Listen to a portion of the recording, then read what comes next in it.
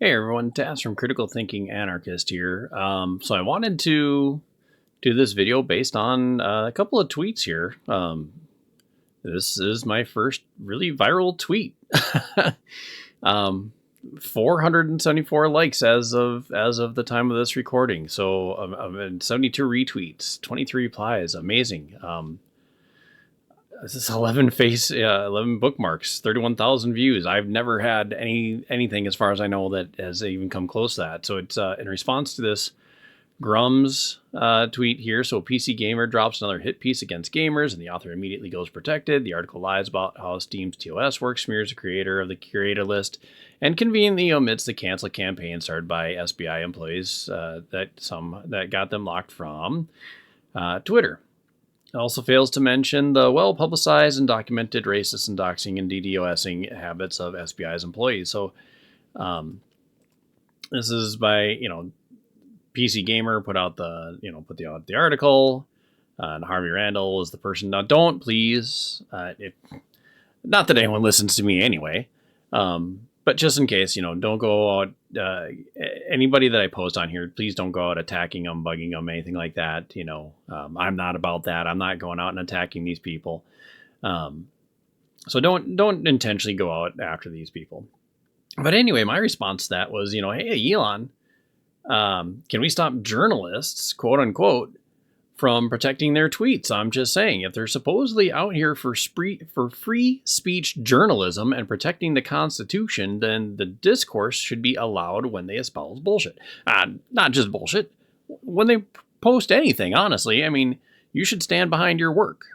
And I get, you're getting a lot of people who I believe that some of these are genuinely afraid. I'm sure they receive death threats. I'm sure they receive threats of other violence and doxing of their own. I don't condone it when they do it to others, and I don't condone anyone going after them in that manner. Journalists over the years, over the decades, over the last century or more, have had these types of things happen. Good journalists, especially. The better journalist you are, is almost kind of a token of that's how good you were, because you were exposing the underbelly of something that was going on. But when you got hack writers, hack journalists doing this type of thing, this is ridiculous. This is insane, and they fought to get Donald Trump to have his, to have his profile, have his account open when he was president, and that he couldn't protect his tweets, that he couldn't protect his account. And yet these very same people who wanted that want their own accounts and tweets protected. Now, a couple people have even suggested in the replies that they think nobody should be able to hide their tweets, that this is a public forum and everybody should be open all the time. Mine are open all the time. My tweets are open all the time. I don't protect my account. I don't protect my tweets. I don't protect my replies. I think that's kind of a stupid thing to do. I will say, at least with the protecting of replies, then that forces people to quote tweet. Because you can't reply directly, but you can quote tweet. The downside to that is that people have to directly look at your quote tweets to see what you said. The upside to it means that you have to be a lot more thoughtful, because it takes effort to quote tweet something. So you have to be a lot more thoughtful in what you say and what you're doing. So there's a lot fewer people that do that. Now, this isn't the only one, and in fact, not even the only one from Sweet Baby Inc. Alyssa Mercante. She is, the senior editor at Kotaku, and she posted all this stuff about how Sweet Baby Inc. was so amazing and wonderful, and they don't do all the stuff that you think they do. And then she protected her account. Now, she has since reopened her account. So to her credit, I don't know what she, I don't know what she did during that time that she protected everything, or why she reopened it. Again, don't go after her, please. I'm not suggesting anyone should attack her. I'm not suggesting anyone should, say mean things or, threaten anything on her. I mean, and I haven't read any of her stuff. I don't really care. Kotaku is trash to begin with. This is hack journalism. That's all this is, doing stuff for clicks. Works for Kotaku. She used to be at Games Radar, Jezebel. Who cares? All these are all crap things now. I mean, I don't know that Kotaku was ever good. Games Radar, I think, used to be an okay place. Jezebel, of course, never has, and I don't know. I've never, and YVGCC, New York Video Game Critics Circle, sure. WGA East. I've heard of Writers Guild of America, yeah. Again, I don't care. Nothing to do with me. But again, went and protected her tweets because she started getting attacked. Like, well, stand by your work. Now, as far as I know, in her particular case, all she did is write a puff piece on Sweet Baby Inc. That's really all she did. That's all she's guilty of. Again, I haven't read any of her other stuff. So she may have gone after people. She may have done stupid things. Whatever. None of my concern. I don't care. And then we got another one that went after J.K. Rowling. Now, this one is interesting. This one turned out to be even more interesting. So the original was from a kid. Now, I'm going to say kid. Colin Robb with Byline TV. Now, I believe I had it up here, and I apologize. Maybe it's on this one. So here we go. I'm going to make this super quick.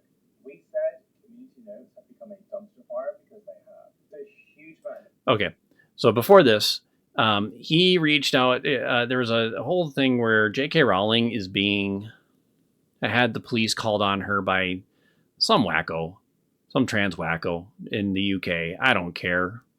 It doesn't affect me. I live in the US. We have free speech. In the UK, they do not. He reached out, quote unquote, to both J.K. Rowling and this wacko for an interview. It was never going to be a fair and unbiased interview, strictly by what he says here. I used to love you until last week, blah, blah, blah. And just because the notes in this situation suited you doesn't mean that that's not correct. And to be completely fucking honest, calling someone who is trans a male is not verifiable fact and not something that you need to know. It's an opinion, and it's your opinion. By the way, you're allowed to have. So having community notes verify that is bullshit. And you know it as well. I don't really know what's happened to you. I looked up to you even until recently. I looked up to you until recently. Whatever. He's a child. And JK's got just absolutely nailed him. So he deleted his previous video from Byline TV stating, I reached out to reached out to both of them, all this whatever, transphobic means this, and JK just took it to task on him, just went after him like crazy, and of course they deleted their tweet. I think that's bullshit too. Now he has since apologized to her. I'm completely sorry for my behavior towards J.K. Rowling last night, and I apologize to her for the unforgivable and excusable language used. It won't happen again. J.K. Rowling says, and here's the screenshot. I accept your apology, and I'd ask any supporters of mine give Colin grief to please stop now. I didn't ask for this apology. It was made spontaneously, and a good faith gesture deserves equal good faith from the other side. I doubt there's a single person on earth who's never said anything they regret. Maybe a few babies. Take care of yourself. So, again, whether it's sincere or not my place. He took it upon himself to apologize. He did so seemingly out of good faith. So please don't go after Byline. Please don't go after Colin. But again, it's just this whole thing of, you got these young hack journalists going up and doing stuff for clicks because that's the current state of media these days. And this is why they say, if you think you hate journalists, you don't hate them enough. Because this is what journalists are doing these days, quote unquote, journos. You don't have the Barbara Walters of the world and the, even guys like Dan Rather and Peter Jennings, who used to be the titans of media, who used to be the guys to look up to. And they have since gone into, biased hacks themselves. They used to be some of the most unbiased names in media. The Hugh Downs of the world, the guys, the people who would interview anyone and everyone, world leaders. The closest we have right now is Tucker Carlson, and he clearly has his own biases, and he states them up front. But got to give it to him. He went to the other side and asked, "What is your position on these things?" He went to Putin and talked to him directly. Now that's something people have done, but not in like the last, 5-10 years. Journalism has become more about show than it has about good content, about exposing things. I mean, it used to be, again, back in the day, you would have journalists going after Sweet Baby Inc. and going, in these video game companies and going, "What do you mean you're consulting on all these things? Why? Why is this happening? What are you doing? What is the purpose of all of this? Why do these companies exist? Why do the consulting companies exist? Why do the parent companies or the big companies want them to consult on their projects? What is the end result?" And now they're going, "Oh, no, it's for your own good. It's for your own good. No, it's okay. They're not doing anything bad. No. And I mean, they're certainly not changing anything. Well, they're not changing anything. Why are they hiring them in the first place? What is the purpose of hiring a consulting firm if not to take their advice?" But again, you don't have journals doing that anymore because these companies give them access to things. It's why you don't see any exposés on Disney, because Disney will then revoke their privilege. That's why you don't see it in video games anymore, because then those video game companies revoke their privileges. And these quote unquote journos love these perks, love these benefits, love seeing things firsthand, being first in line before anybody else sees it, loves getting those video games first before anybody else sees it, loves going to Disney first before anybody else sees it. So that's what, it's become, they sit here and criticize us for being privileged, and yet they're sitting there getting paid for this, getting free trips out of these things, getting free video games out of these things, getting free meals out of these things. So yes, that's why they absolutely attack anyone who is basically going after their sugar daddies. In the meantime, that's a quick one. Just wanted to get this out here. Let me know what you guys think in the comments. I'll be back later today with the final piece of Alpha Core, but I hope you guys are doing well. Let me know in the comments what you guys think about all this, and thank you so very, very much for the new subscribers on Twitter, on YouTube.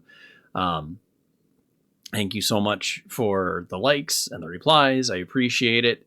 Again, don't go out attacking anybody, but if you guys want to stick around, like, share, subscribe, and I will see you in the next one.